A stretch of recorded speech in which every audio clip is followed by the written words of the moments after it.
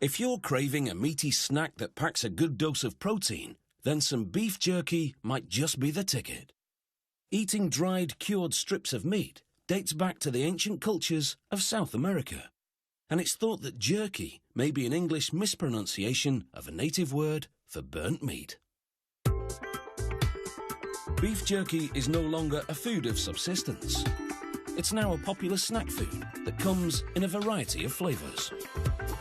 The process starts with beef rounds, a lean cut from the muscular hind quarter of the cow. There is just a bit of fat, enough to give the meat good flavour.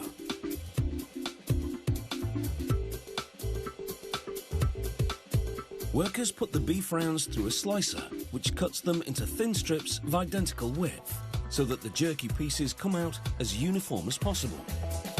The direction in which the slicer cuts, as well as the thickness of the slices, are calculated to optimise flavour and tenderness.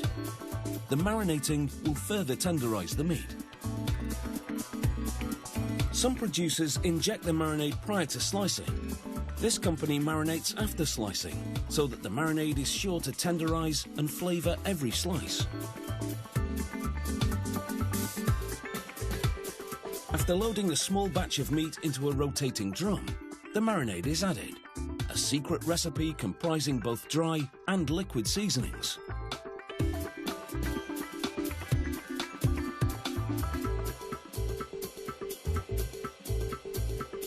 The meat and marinade spin together for over an hour, and by the time the strips come out of the drum, they're soaked in marinade. Another 24 hours in the marinade and they're ready to go into the smokehouse. Workers lay the marinated beef strips on stainless steel rods. They're spaced well apart to allow the hot air to penetrate from all angles.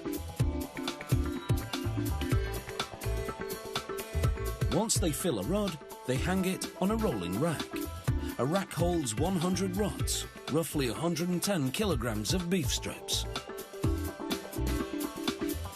Each rack goes into its own individual smokehouse, inside which two simultaneous processes occur.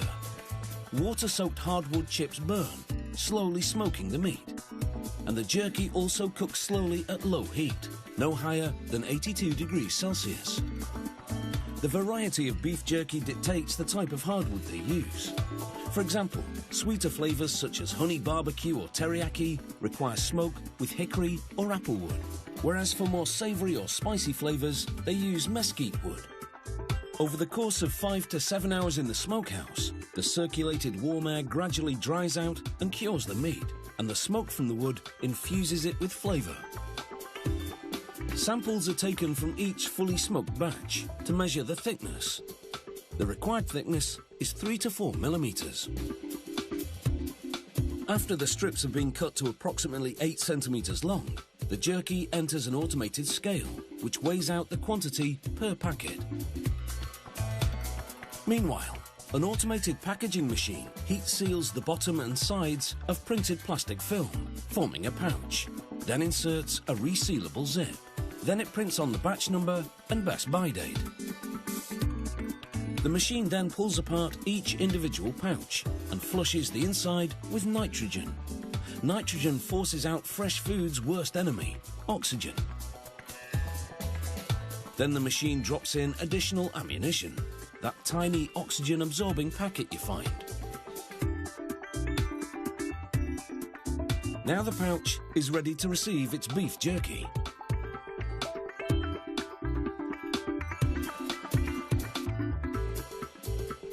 In the smokehouse, the raw beef lost about 3/4 of its weight as the moisture inside evaporated and the fat cooked off.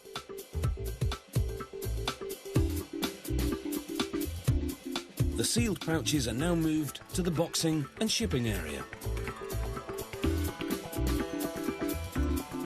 Every 5 minutes, quality control technicians take a sealed pouch off the line to measure the nitrogen and oxygen levels inside. Earlier on, they tested samples from every single batch coming out of the smokehouse to make sure the slow cooking process killed off all the bacteria in the beef and dried it sufficiently. The jerky can boast a shelf life of 14 months. There's food for thought. Chew on that.